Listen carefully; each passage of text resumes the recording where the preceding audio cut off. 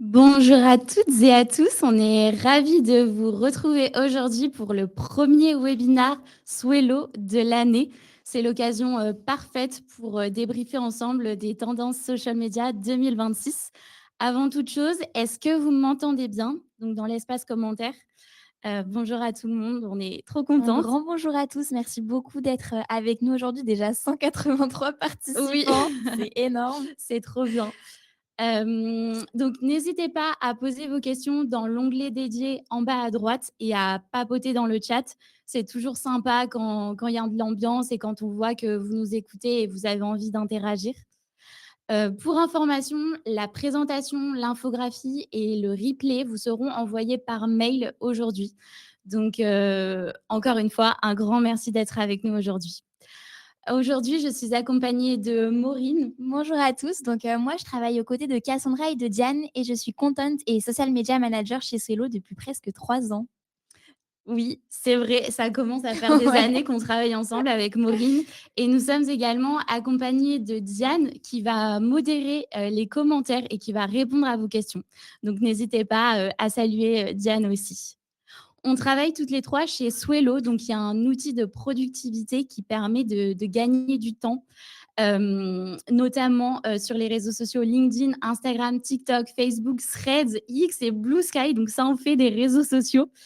Et au niveau des fonctionnalités principales, donc on a la veille, la programmation, l'analyse et plus de 20 autres fonctionnalités, dont la prévisualisation du feed Instagram, le réducteur de liens, le classement du top, flop, post. Bref, il y a plein de fonctionnalités pour gagner du temps au quotidien en étant en community manager. Aujourd'hui, à ce jour, il y a eu plus de 8,8 millions de postes programmés, donc vous en faites peut-être partie, donc c'est trop cool et merci beaucoup si vous êtes utilisateur, utilisatrice de Swello. Et si vous ne l'êtes pas encore, restez bien jusqu'à la fin de ce webinaire parce qu'on a une petite surprise pour vous.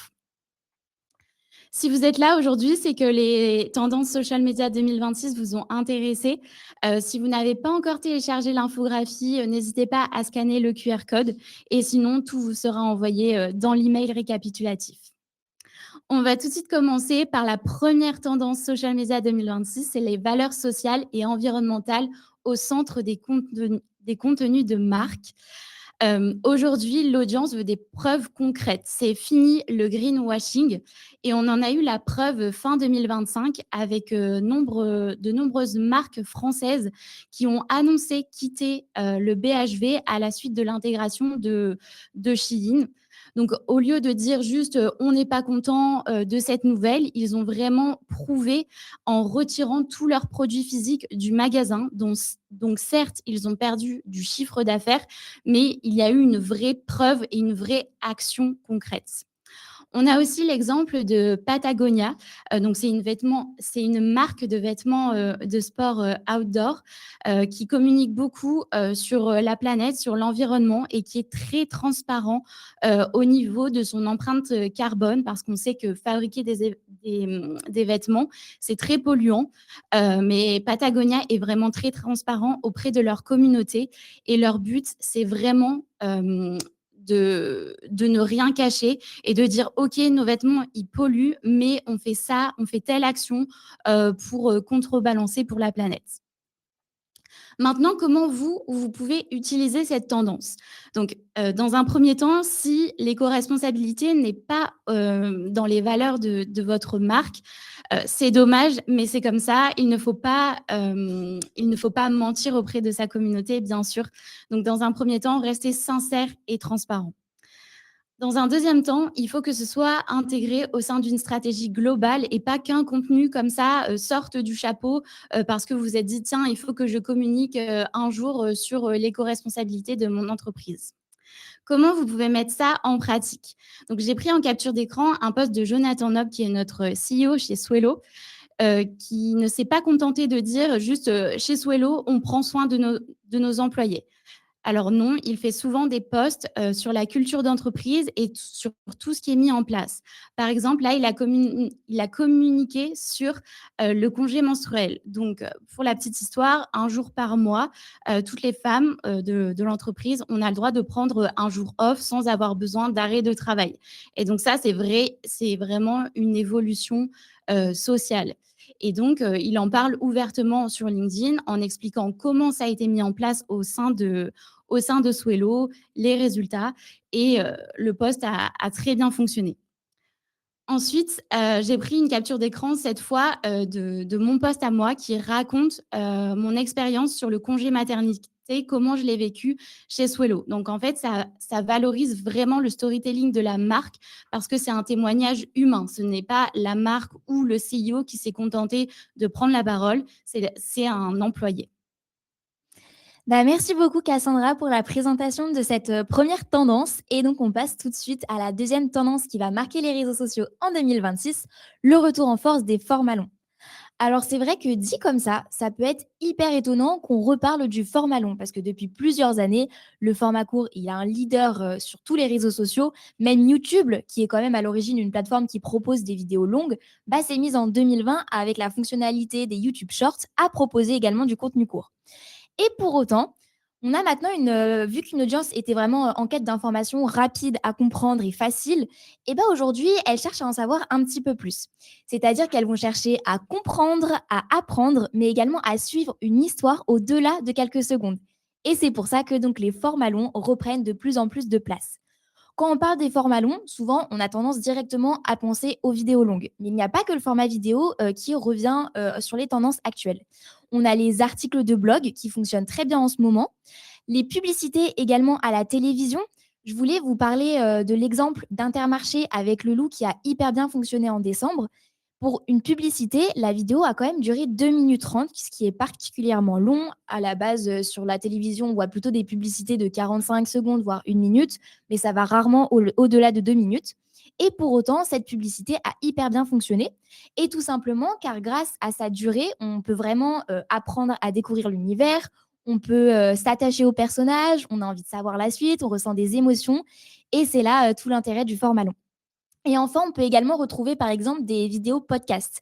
Donc là, je vous ai mis comme exemple le podcast de Lena Situation Couch, mais c'est évidemment qu'un exemple parmi tant d'autres. Mais en tout cas, on se rend compte que le format vidéo podcast fonctionne très bien en ce moment sur les réseaux sociaux. Donc concrètement, c'est quoi un contenu long? Parce que c'est très difficile de dire pour une vidéo, par exemple, qu'à partir de 10 minutes, c'est considéré comme long. Ça marche pas vraiment comme ça. On va plus définir un contenu long comme un contenu qui va être exhaustif, c'est-à-dire qui va vraiment aller dans la profondeur du sujet. On va tout essayer de tout comprendre, tout décortiquer dans un objectif d'apporter de la valeur. C'est-à-dire que bah, je voulais prendre comme exemple qu'aujourd'hui, vous êtes aujourd'hui avec nous lors de ces webinars. Et c'est vrai qu'un webinar, ce n'est pas forcément un contenu très court. Vous êtes quand même avec nous pour 30, voire même 45 minutes. Et bah, je pense que pour la plupart d'entre vous, vous êtes ici pour apprendre quelque chose, repartir avec des conseils clés, découvrir les tendances de l'année. Et donc, bah, vraiment, c'est une réelle valeur ajoutée. Et c'est ce qu'on recherche dans les contenus longs. Et enfin, le contenu long, c'est un contenu qui est permanent. Ça veut dire que contrairement au contenu court, comme par exemple les vidéos TikTok, très souvent, c'est des tendances qui vont durer quelques jours, à la limite parfois une semaine, mais ça va rarement aller au-delà de ce temps. Alors qu'un contenu long, il va vraiment perdurer dans le temps. Il va être utile pour plusieurs mois, voire même parfois plusieurs années. Donc, comment vous pouvez utiliser cette tendance au sein de votre stratégie? Alors, c'est vrai qu'il y a quelques années, on vous aurait dit que votre objectif, c'est de capter l'attention, par exemple avec des hooks en début de vidéo, etc. Aujourd'hui, on va plus vous conseiller de retenir l'attention, c'est-à-dire de vous poser la question de comment faire pour que le spectateur ou le lecteur reste jusqu'au bout de ma création, que ce soit un article, une vidéo ou autre. Pour ça, il existe plusieurs astuces pour vous faciliter ça parce qu'on sait que bah, en tant que communicant, on est très chargé, l'emploi du temps, on a beaucoup de choses à faire. Donc, créer du contenu long, ça demande beaucoup de temps.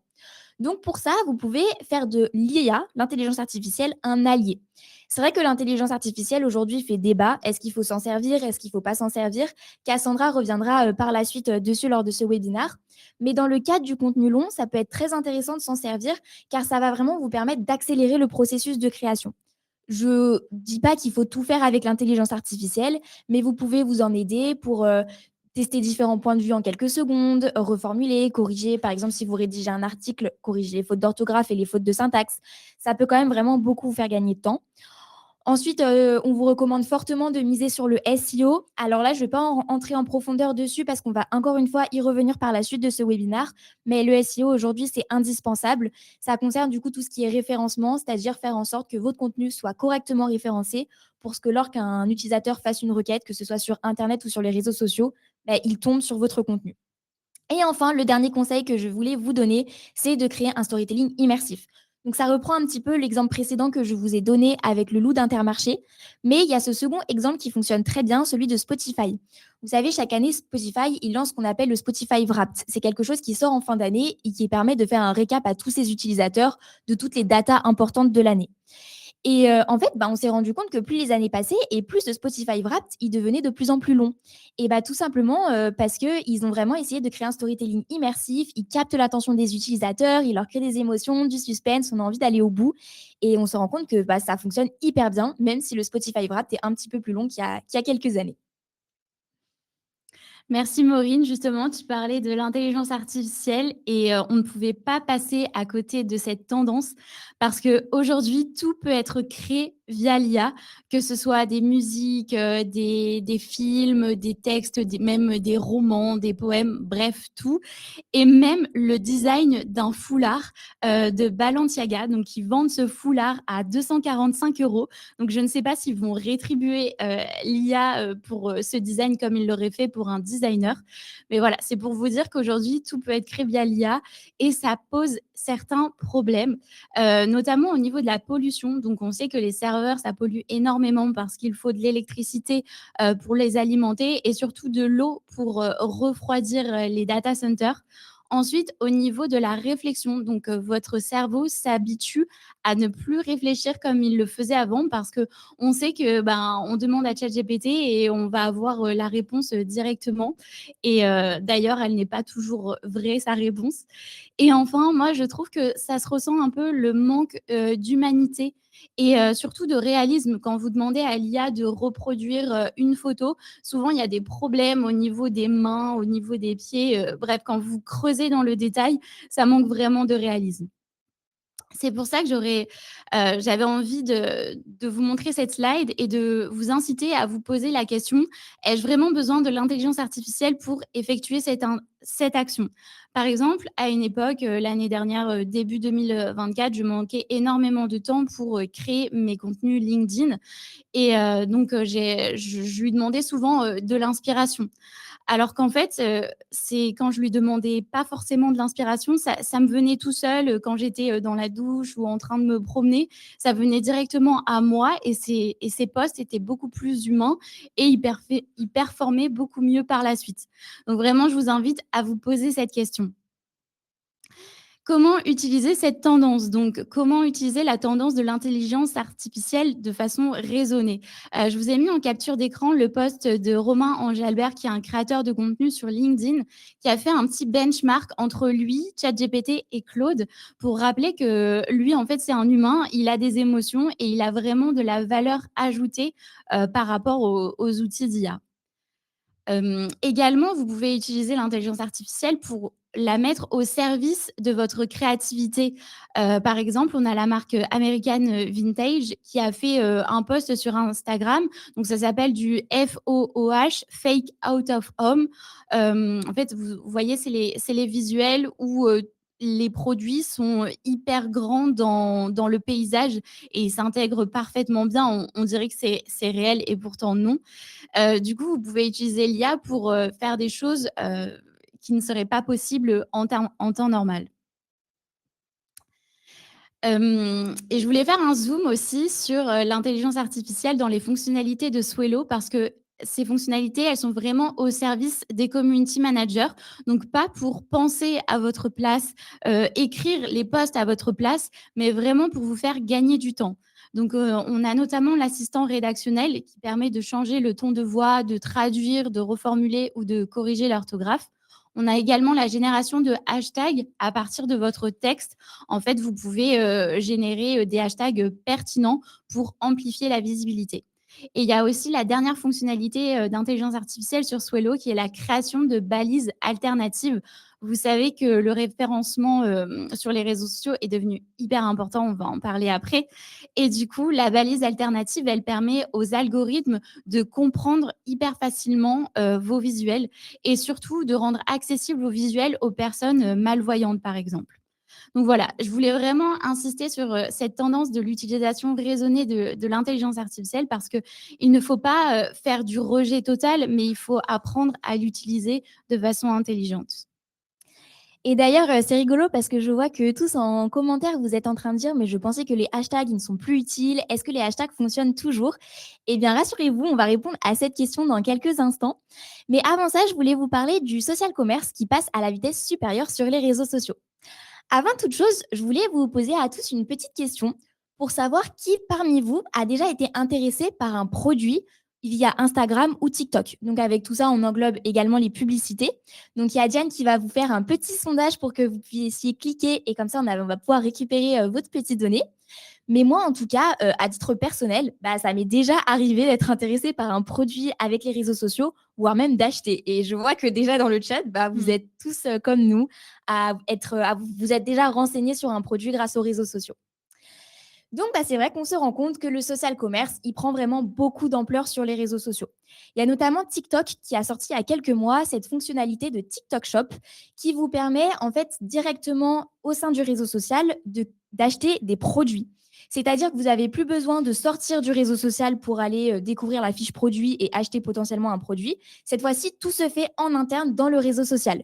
Donc, c'est impressionnant de voir à quelle vitesse ça va et à quel point les réseaux sociaux, bah, ils misent vraiment sur cet aspect commercial. Donc, j'ai trouvé cette petite citation que je trouvais très intéressante de David Beisel qui disait qu'en intégrant un produit directement au contenu, donc c'est-à-dire ce qu'on va faire par l'intermédiaire des ads, où on va mettre vraiment notre produit ou notre solution qu'on vend directement dans le quotidien pour montrer à quelle problématique il répond, et bah, que ça contourne le filtre habituel que les consommateurs mettent en place pour ignorer la publicité.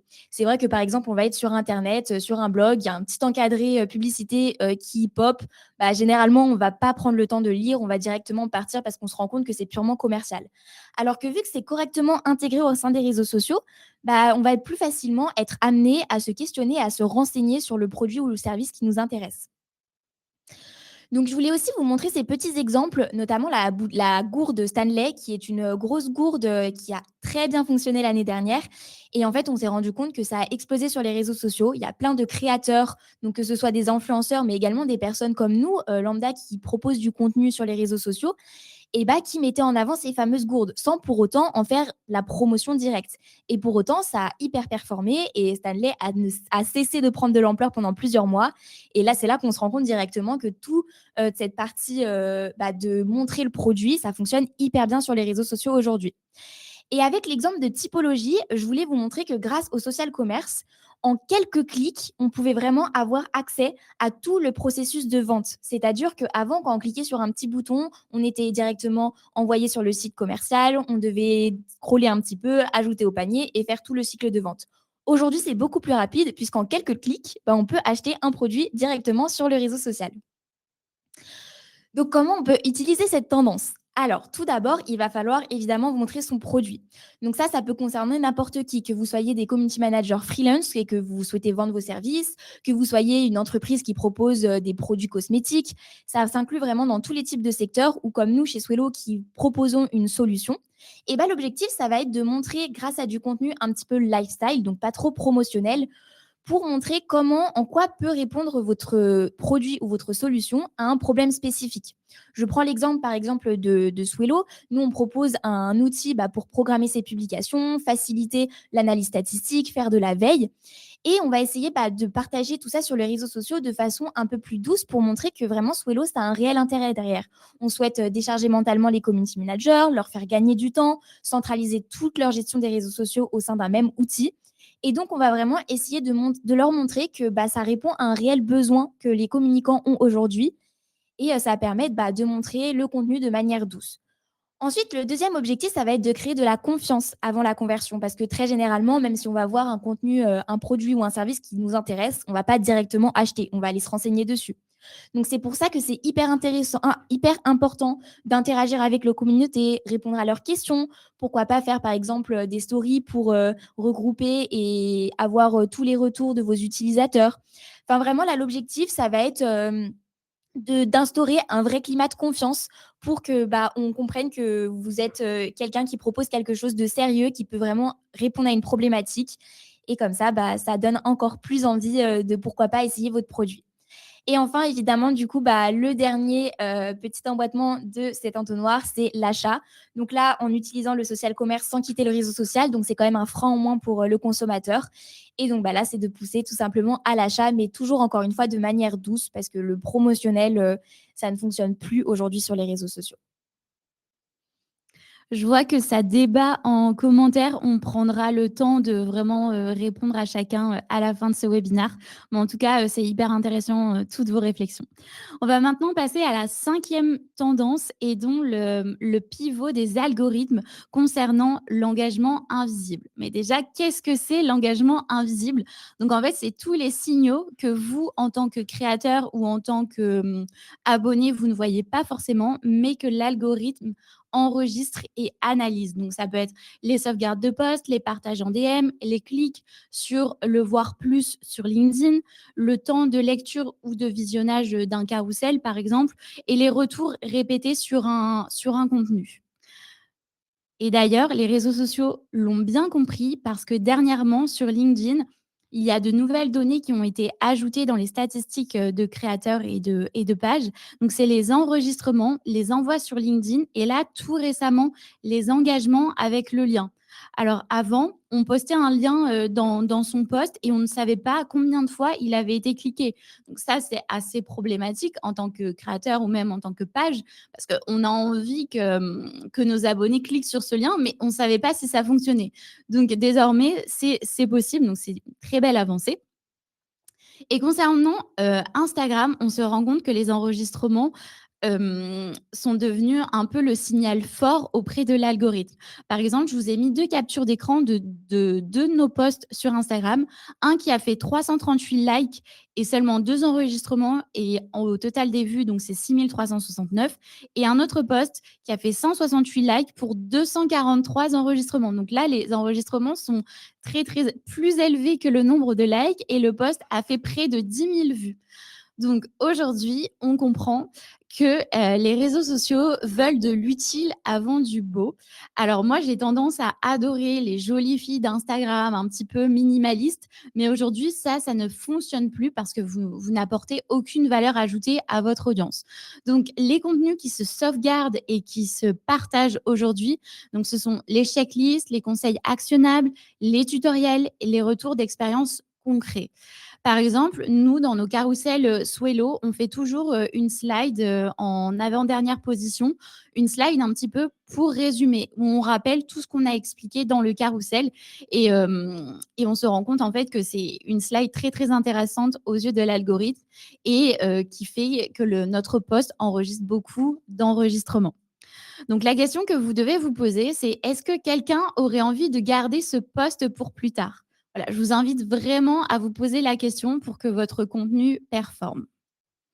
Et c'est parti, on passe à la sixième tendance, les réseaux sociaux comme moteur de recherche plus complet. Alors pour introduire cette partie, je voulais partir d'un exemple personnel qui m'est arrivé il y a quelques semaines. Je devais aller au restaurant un soir et en fait je me suis mise à chercher une idée de restaurant sur TikTok et non sur Google. Et c'est vrai que je me suis rendu compte que depuis plusieurs mois, j'avais plus facilement ce comportement plutôt que d'aller sur Internet.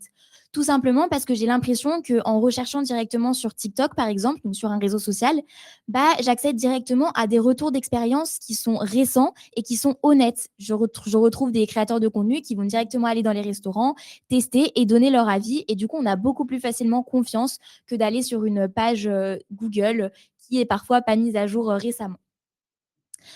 Donc, on s'est rendu compte que les réseaux sociaux, ça deviennent vraiment des moteurs de recherche. On va donc les utiliser pour plusieurs choses. Tout d'abord pour les adresses, comme je vous en parlais là, notamment avec l'exemple du restaurant. Ça peut être également si vous recherchez des idées d'activités à faire, on va chercher les adresses sur les réseaux sociaux, les meilleurs escape games du coin, etc.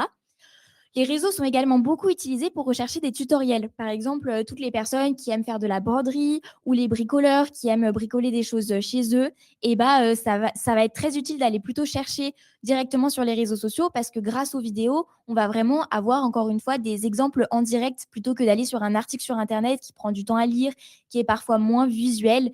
Et donc, c'est là qu'on se rend compte que vraiment les réseaux sociaux, ça devient notre nouveau Google, quoi. On va également rechercher des avis. Ça revient un petit peu au social commerce de tout à l'heure quand je vous disais que si on est intéressé par un produit, on va d'abord aller se renseigner sur ce que pensent les autres utilisateurs. Et pour ça, quoi de mieux que d'aller chercher directement sur les réseaux sociaux. Et enfin, pourquoi pas aussi la recherche d'idées. Si par exemple, on veut faire de la décoration, des idées de petites bricolages à faire, des idées de cadeaux pour Noël. Enfin, c'est encore... il y a tellement de contenus qui peuvent nous aider sur les réseaux sociaux à ce sujet. Il y a cette data qui est intéressante de Google, qui date de 2024. Donc, je n'imagine même pas le chiffre aujourd'hui en 2026. Mais déjà en 2024, il y avait 65% des jeunes de 15 à 24 ans qui utilisaient les réseaux sociaux comme principal outil de recherche d'informations. C'est là qu'on se rend compte que c'est énorme, c'est-à-dire que plus d'une recherche sur deux sont faites sur les réseaux sociaux. Et encore une fois, ce chiffre date de 2024, donc je pense qu'aujourd'hui, il est encore plus élevé. Mais en tout cas, on se rend compte que la jeune génération, elle prend vraiment beaucoup plus cette habitude de rechercher sur les réseaux sociaux. Donc encore une fois, cette tendance, elle va vraiment s'appliquer selon votre audience à vous. Si vous avez une audience peut-être un peu plus senior, c'est peut-être pas la tendance à prendre en compte. Mais à l'inverse, si vous ciblez une audience jeune, dynamique, qui adore les réseaux sociaux, il faut surtout ne pas passer à côté de ça. Du coup, les jeunes, ils vont principalement utiliser ces réseaux sociaux pour faire de la recherche diverse en termes d'information. Tout d'abord, il y a TikTok. Il a vraiment principalement le monopole sur ce comme moteur de recherche. Instagram qui fonctionne également de mieux en mieux puisque le référencement sur Instagram est de plus en plus pertinent. Et également Pinterest. Bon, Pinterest a toujours été un petit peu le cas. Il y a même le fameux débat de Pinterest. Est-ce que c'est un moteur de recherche? Est-ce que c'est un réseau social? On ne va pas en parler aujourd'hui, mais en tout cas, on trouvait ça intéressant quand même de le mentionner comme moteur de recherche qui est beaucoup utilisé aujourd'hui. Donc, pourquoi en fait tout ça c'est devenu une réelle tendance? Qu'est-ce qui a fait qu'aujourd'hui on va rechercher sur les réseaux sociaux et plus sur Internet? Et tout simplement parce qu'aujourd'hui, quand on va faire une requête sur TikTok ou Instagram, les résultats ils vont être beaucoup plus précis et on va plus facilement trouver ce que l'on recherche. Et tout simplement parce que les algorithmes qui analysent les publications sont aujourd'hui beaucoup plus performants qu'il y a quelques années. Aujourd'hui, par exemple, sur Instagram, ils vont analyser l'ensemble de votre contenu, que ce soit les termes dans votre description, toute la partie visuelle. Donc, si vous avez par exemple un carrousel, il va détecter les textes qui y sont, les visuels, même pourquoi pas les photos. Et il y a également toute la partie un petit peu cachée de votre post, comme on parlait tout à l'heure, Cassandra, avec les balises alt, qui va être également analysée avec les réseaux sociaux. Du coup, ça va faire que, par exemple, Instagram va très bien reconnaître votre contenu, il va savoir à quelle audience il peut le proposer. Et du coup, dès qu'un utilisateur va faire une recherche, il va tomber sur votre post. Donc, comment on peut utiliser cette tendance? Je reviens sur le fameux SEO. Votre objectif, ça va être de proposer du contenu qui est bon pour le référencement. Donc, pour ça, il est hyper important d'utiliser des mots-clés pertinents. C'est-à-dire que dans votre domaine, il faut absolument que vous indiquiez et que vous ajoutez dans votre description, dans votre visuel, des mots-clés qui sont pertinents et directement en lien avec votre contenu. Il faut également penser à remplir les balises alternatives. Donc pour ça, comme vous l'a présenté tout à l'heure Cassandra, Swello vous permet de le faire plus facilement. Mais les balises alt aujourd'hui, c'est hyper important. Déjà que ce soit pour l'accessibilité, parce que par exemple, pour des personnes malvoyantes, ça leur permet de pouvoir découvrir le contenu de manière écrite, mais également pour le référencement, parce que les mots-clés qui seront présents dans les balises alt seront encore une fois analysés par les réseaux. Enfin, ne misez plus sur les hashtags. Donc, on revient sur le fameux débat qu'on a eu tout à l'heure un petit peu en chat. Est-ce que les hashtags, il faut s'en servir aujourd'hui, oui ou non? Alors, rien n'a été encore validé par les réseaux sociaux, mais en tout cas, on se rend compte que les hashtags, ils perdent de plus en plus de place sur les réseaux sociaux.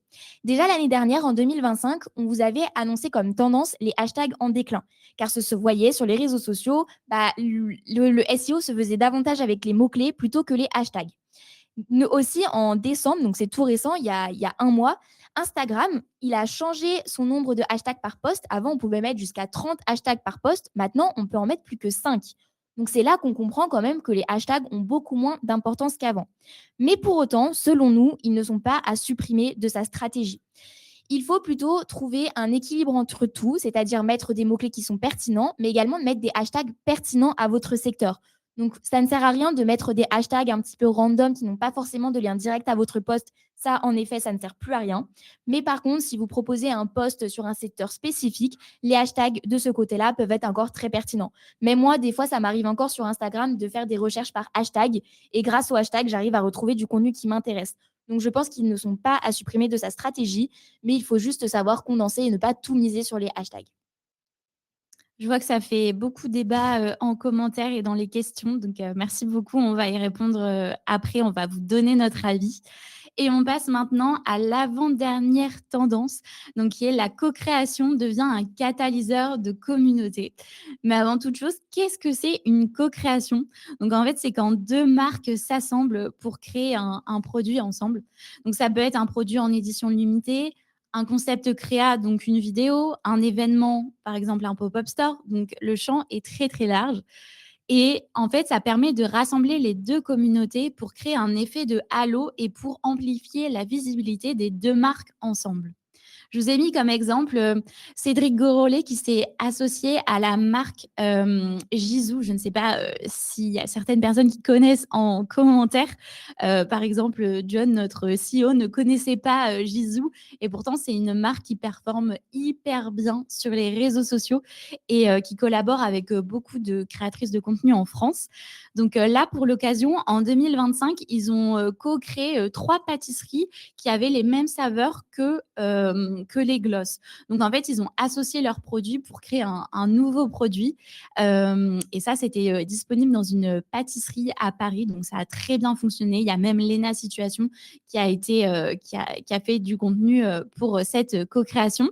Je vous ai mis un autre exemple avec les soins dentaires The Smilist qui sont passés à Qui veut mon associé dernièrement. Je ne sais pas si vous avez vu. Mais du coup, ils se sont associés avec une pâtisserie qui s'appelle Copain à Paris et qui eux aussi ont créé une pâtisserie qui s'appelle Une bouche à croquer. Donc en fait, ils ont fait le lien avec leurs produits dentaires et la pâtisserie avec une forme de bouche. Donc, je ne vous dis pas que vous devez absolument contacter la pâtisserie qui est à côté de chez vous pour co-créer un produit ou un service ensemble. Mais en fait, c'est bien d'aller au-delà de votre créativité et de voir ce que vous pouvez faire avec une marque dont vous partagez les mêmes valeurs. Il faut vraiment que ça fasse sens parce que vous voyez, on se dit, ah bon, une marque de soins dentaires et une pâtisserie, bon, c'est pas trop adapté. Il y a du sucre dans les pâtisseries. Pourquoi une marque de soins dentaires pourrait s'associer? Et finalement, ils ont trouvé le bon créneau et ça le fait parler d'eux et leur communauté, en fait, se booste l'une et l'autre. Donc, c'est hyper intéressant pour vous de chercher comment co-créer un produit ou un service. Et ça y est, on passe déjà à la dernière tendance de ce webinaire qui concerne les réseaux sociaux conversationnels. On se rend compte qu'il y a une renaissance de ces réseaux sociaux. Pourquoi une renaissance? Parce qu'il y a quelques années, il existait les forums sur Internet et les forums fonctionnaient hyper bien dans les années 2010. Et ces réseaux sociaux conversationnels, vous allez voir qu'ils se ressemblent beaucoup aux forums de l'époque. Donc c'est vrai qu'aujourd'hui, on s'est rendu compte qu'on va quitter un petit peu le scroll passif comme sur TikTok avec le contenu court pour aller vers des espaces où on discute vraiment. Donc ça rejoint un petit peu ce qu'on vous disait au début du webinaire. Aujourd'hui, on cherche vraiment à apprendre quelque chose, à aller plus loin une simple annonce comme ça, de vraiment aller creuser le sujet en profondeur pour véritablement apprendre quelque chose. Du coup, je voulais vous présenter un petit peu les principaux réseaux sociaux conversationnels qui existent en 2026. Ça me semblait pertinent parce que c'est vrai que quand on découvre cette tendance, on ne sait pas vers quels réseaux sociaux se tourner. Mais donc, voici ceux qui fonctionnent assez bien en ce moment. Tout d'abord, le plus connu, ça va être Reddit. Donc Reddit, qu'est-ce que c'est? C'est une plateforme où dedans, il va y avoir plein de communautés qui vont parler de divers sujets. Vous pouvez vraiment retrouver mais de tous les sujets, que vous soyez intéressé par un sujet historique, politique ou même en sein de communication. Il y a plein de discussions sur le marketing et la communication, même dans des secteurs niches qui peuvent vous intéresser. Et en fait, l'avantage de Reddit, c'est que comme les forums, un utilisateur va poser une question qui l'intéresse, il voudra en savoir plus sur un sujet, et l'ensemble des utilisateurs de cette communauté vont pouvoir l'aider à approfondir cette réflexion, donner leur avis, dire ce qu'ils en pensent. Et du coup, c'est hyper pertinent pour apprendre de nouvelles choses. On a également Quora qui ressemble un petit peu à Reddit, Mais à une différence près, c'est que cette fois-ci, ça va être des personnes qui sont considérées comme expertes, qui vont répondre aux différentes questions que se posent les utilisateurs.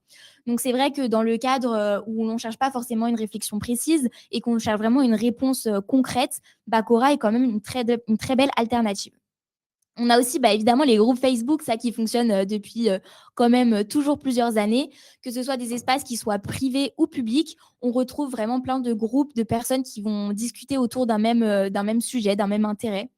Et enfin, Discord, je pense que peut-être que c'est le nom qui vous parle le plus entre tous ces réseaux. Discord, donc c'est un endroit où il y a des communautés qui sont réparties en salons où on va pouvoir discuter en temps réel sur des sujets, encore une fois, divers et variés. Il en existe dans plein de secteurs. Le plus utilisé aujourd'hui, c'est les jeux vidéo, mais il n'y a pas que les jeux vidéo. Il y a vraiment plein de choses hyper intéressantes sur Discord. Il faut juste trouver les bonnes communautés. Mais en tout cas, les communautés sur ces réseaux sociaux ne cessent de s'agrandir ces derniers mois. Donc c'est vrai que dit comme ça peut être déjà assez difficile de voir comment vous pouvez inclure cette stratégie et cette tendance dans votre manière de communiquer. Mais déjà, avant de vous expliquer cela, je voulais vous présenter pourquoi cette tendance, elle fonctionne bien. Et bien encore une fois, parce qu'on a vraiment des utilisateurs aujourd'hui qui sont en quête de valeur ajoutée, qui veulent en savoir plus, qui veulent avoir des recommandations honnêtes.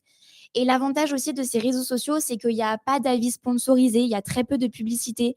Donc, ça fait toujours du bien de retrouver un espace où cette fois-ci, on est en dehors de tout ce qui est promotion, publicité. C'est vraiment quelque chose de très honnête et de très sincère entre tous les utilisateurs, avec beaucoup d'échanges bienveillants. Et donc, pour l'intégrer à votre stratégie, aujourd'hui, c'est encore un petit peu difficile de se lancer sur ces réseaux sociaux, surtout si l'objectif, c'est de vendre un produit ou un service, parce qu'encore une fois, ces réseaux sociaux n'aiment pas forcément la promotion. Mais ça peut être très intéressant d'aller suivre les tendances et les discussions qui s'y passent sur votre secteur.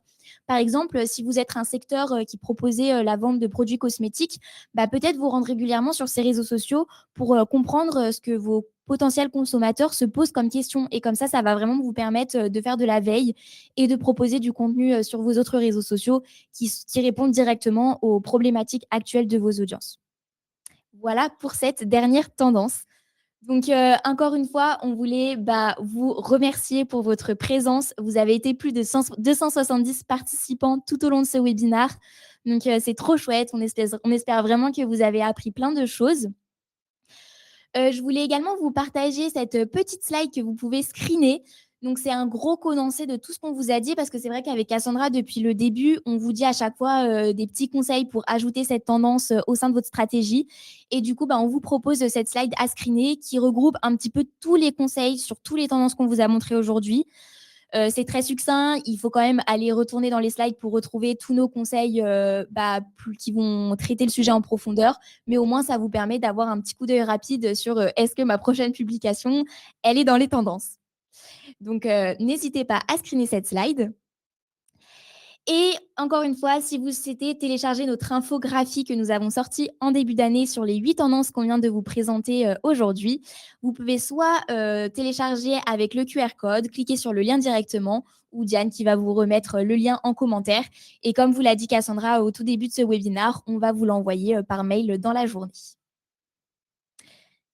Et on vous avait promis une petite surprise pour les personnes qui restaient jusqu'à la fin de ce webinaire.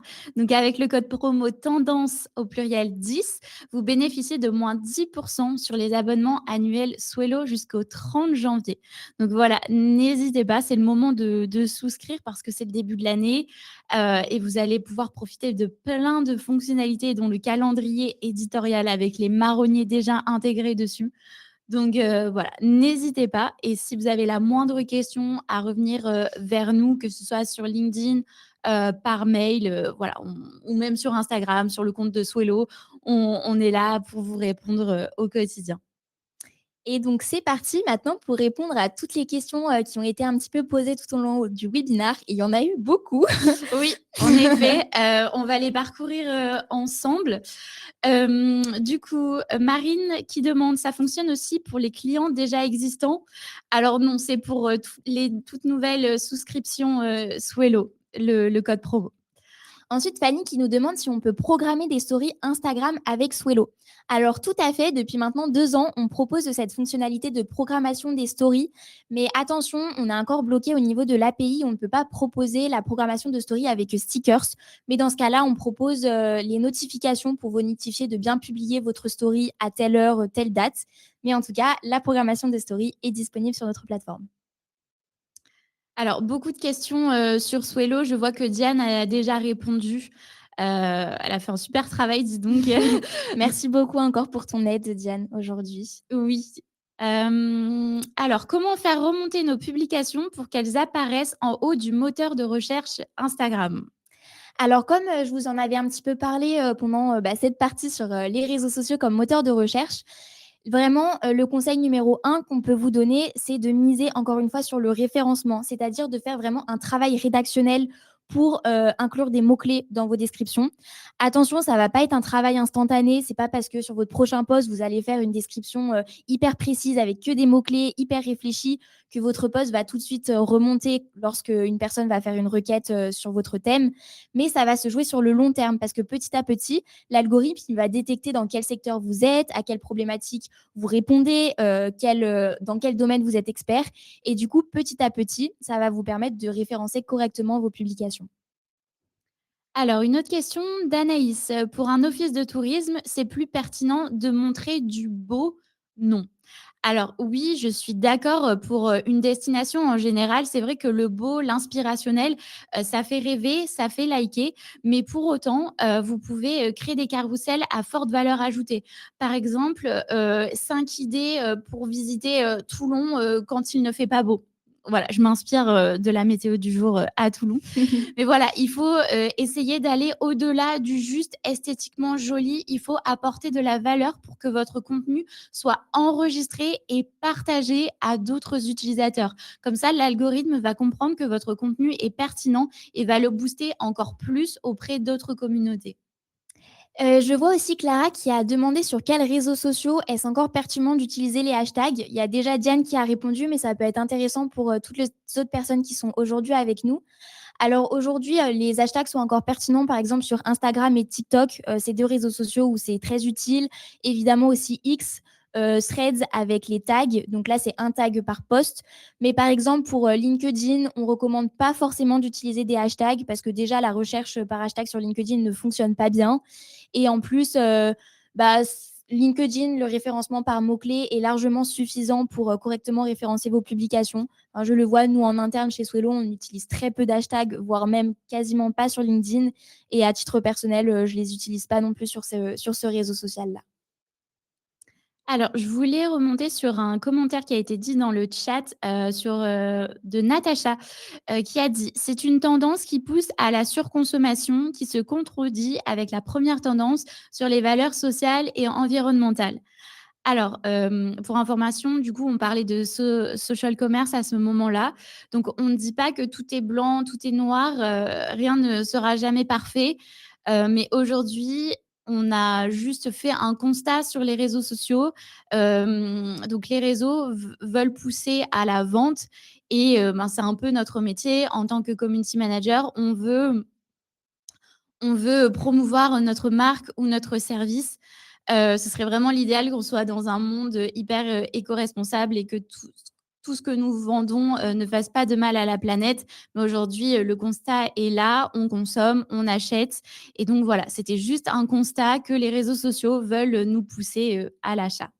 Et encore une fois, je pense que ça peut aussi se compléter, c'est-à-dire que vous pouvez quand même partager des valeurs environnementales et être très impliqué sur ce sujet, tout en proposant du social commerce qui est plutôt doux, qui est, encore une fois, éco-responsable. C'est pas parce qu'on parle de vente sur les réseaux sociaux que tout de suite ça va pousser à la surconsommation ou autre. Je pense qu'il y a tout à fait un juste milieu qui peut s'y trouver. Et après, c'est à vous de voir comment vous souhaitez, quelles valeurs vous souhaitez transmettre et comment du coup ajuster ces tendances au sein de votre stratégie à vous, qui vous ressemble à vous. Juste au-dessus, on avait un commentaire de Justine, qui disait qu'on voyait dans les pourtois de TikTok que des produits de TikTok Shop. Et je suis d'accord. C'est vrai que, TikTok a tendance à pousser, les vidéos qui font un lien vers, TikTok Shop. Donc, malheureusement, on ne peut rien y faire. Et il y a Justine qui nous a posé la question de votre opinion sur la tendance à propos des canaux de diffusion et des notes de profil sur Instagram. Alors c'est rigolo parce que c'était dans nos tendances 2025, on parlait de ces groupes communautaires qui ne faisaient que d'exploser sur les réseaux sociaux. Ils fonctionnent encore très bien aujourd'hui, mais ça ne nous semblait pas pertinent d'en parler parce que déjà, on ressent qu'il y a quand même une baisse au niveau de cette tendance. Enfin, même nous, à titre personnel, sur nos canaux de diffusion, bah, c'est vrai qu'on s'est rendu compte qu'il y avait peut-être de l'engagement qui diminuait petit à petit. Parce que le problème de ces canaux, c'est que certes, ça permet d'avoir un accès privilégié pour directement interagir avec une marque, mais il n'y a pas de réponse instantanée. C'est-à-dire que même nous, par exemple, en tant que Swello, si on propose un canal de diffusion, les réponses, c'est pas vraiment une discussion qui se fait, alors que par exemple sur les réseaux sociaux conversationnels, on a vraiment question, réponse, ce qui peut peut-être un petit peu bloquer avec cette tendance sur les canaux de diffusion et les notes. Mais encore une fois, les notes, moi, je les trouve très pertinentes, par exemple, pour annoncer qu'un post est sorti, pour annoncer qu'il y a une grosse nouveauté qui est sortie concernant vos produits, vos services en tant que community manager. Mais pour les canaux de diffusion, je pense que ça peut très bien fonctionner si la stratégie est bien ficelée. Mais tout dépend, bah, encore une fois, de votre audience et peut-être chercher à voir comment vous pouvez interagir avec votre audience pour pas qu'ils se lassent juste de voir du contenu sans pouvoir interagir en retour. Et justement, il y a Christophe qui nous demande qu'en est-il des groupes type WhatsApp? Est-ce que tu as tendance à les utiliser? Est-ce que tu es sur des groupes WhatsApp? Alors moi, je suis sur un groupe WhatsApp que je trouve hyper intéressant et c'est rigolo parce que je trouve que ça fait un peu écho aux réseaux sociaux conversationnels parce que les groupes sur WhatsApp ressemblent beaucoup aux groupes sur Discord, je trouve. On peut avoir des salons différents pour avoir différentes audiences. Donc, enfin, je trouve que ça rejoint encore une fois une tendance qu'on vous a présentée aujourd'hui. Après, c'est vrai qu'à la différence de Discord, WhatsApp, c'est directement inclus dans une messagerie qu'on va utiliser, par exemple, pour le personnel. Donc, des fois, quand on veut faire la différence de la distinction de pro-perso, c'est un peu plus difficile d'aller sur WhatsApp. Mais moi, je sais que j'en suis et je trouve ça hyper cool parce que du coup, bah, les notifications me permettent d'y penser, d'aller les voir régulièrement. Donc, moi, je trouve que ça reste quand même assez cool.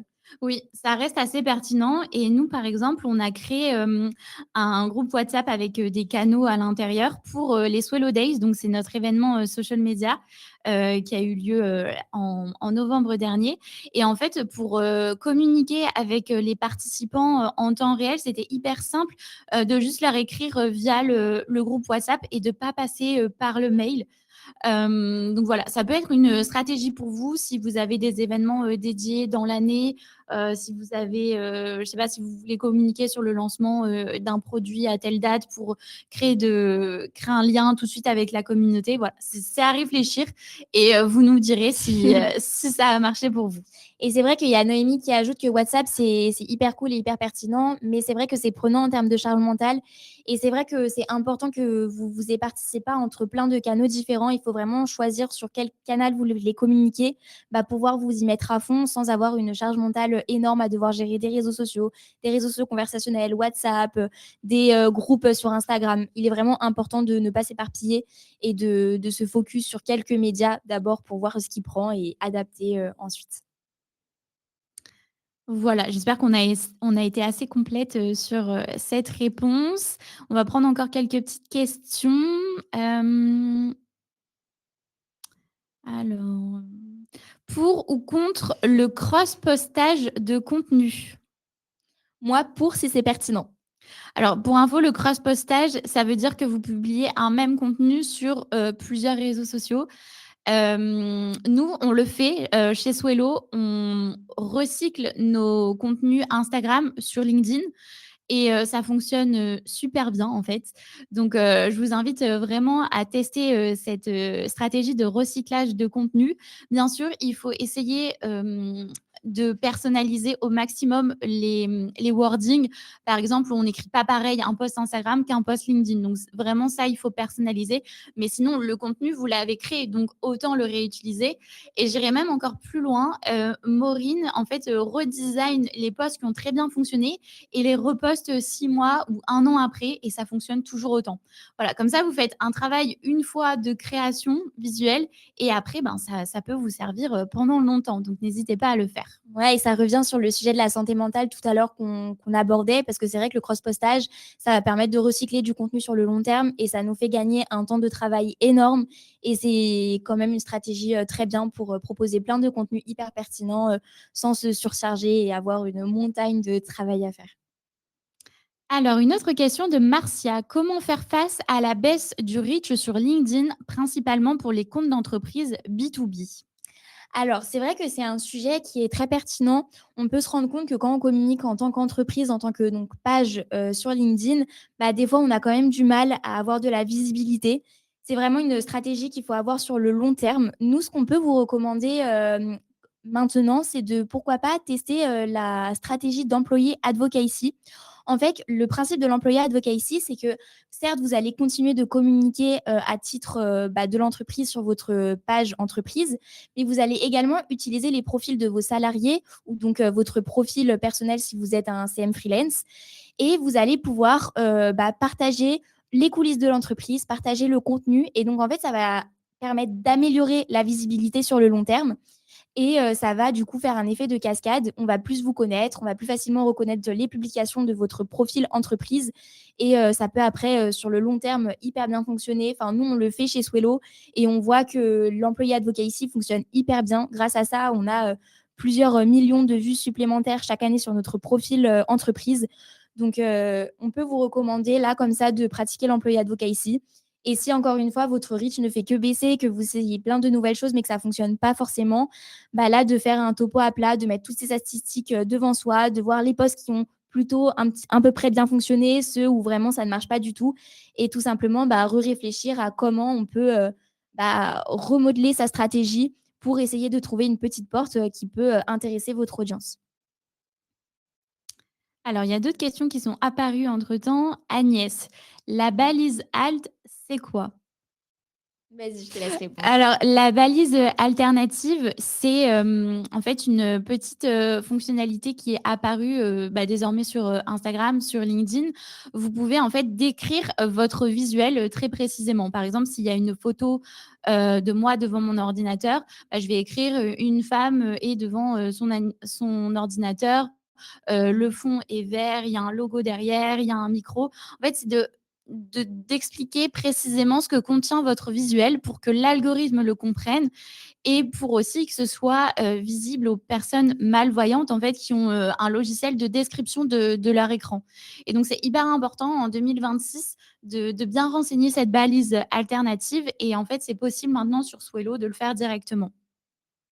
Et il y a Camille qui vient de poser aussi une question très intéressante sur les formats longs sur YouTube, parce qu'elle nous explique qu'en effet, sur LinkedIn, on pousse toujours à éviter de publier des liens directement dans la publication, parce que ça a tendance un petit peu à enlever la portée de votre publication. Mais encore une fois, on pourrait parler de ce sujet très longtemps. Mais du coup, comment on peut valoriser ces contenus YouTube en gros quand notre communauté est plus réduite sur ce canal? Et ben, je trouve que ça répond un petit peu déjà à ce qu'on parlait tout à l'heure de faire du recyclage de contenu. Ce qui peut être chouette, c'est que quand vous proposez un format long sur YouTube et si vous êtes présent dans d'autres canaux, bah, par exemple, ça peut être décliner cette vidéo YouTube en un carrousel sur Instagram et de dire à la fin, d'ailleurs, si ce sujet vous intéresse, on a fait une grosse vidéo sur ce sujet sur YouTube. Et comme ça, bah, ça va apporter votre communauté Instagram sur YouTube. À l'inverse, si vous faites des newsletters, bah, inclure votre vidéo dans une newsletter en expliquant à votre audience pourquoi ça pourrait les intéresser. Enfin, vraiment, l'objectif, ça va être de créer plein de contenus qui sont déclinés de ce long format et de pousser à la fin de ce contenu bah, le gros format initial qui est hyper pertinent pour votre audience. Oui, on pourrait vraiment en parler Ouais. des heures. Il y a plein de sujets comme ça qui reviennent quand on est community manager. Et enfin, ça pousse le débat et ça nous donne envie d'en parler. Mais bon, ça fait déjà 52 minutes qu'on a commencé ce live, donc on va vous laisser aller manger. Il y a d'autres questions qui sont apparues entre-temps. Bon, n'hésitez pas à nous contacter sur nos profils personnels. Je vous ai mis la capture d'écran jusqu'ici. Et bah voilà, on va clore ce webinaire. Merci beaucoup d'avoir été avec nous aujourd'hui. Merci beaucoup à Diane de vous avoir Ouais. répondu aussi. Et voilà, n'hésitez pas si vous avez la moindre question sur les réseaux sociaux, sur Swello, on est là pour vous. Merci beaucoup et à bientôt. À bientôt.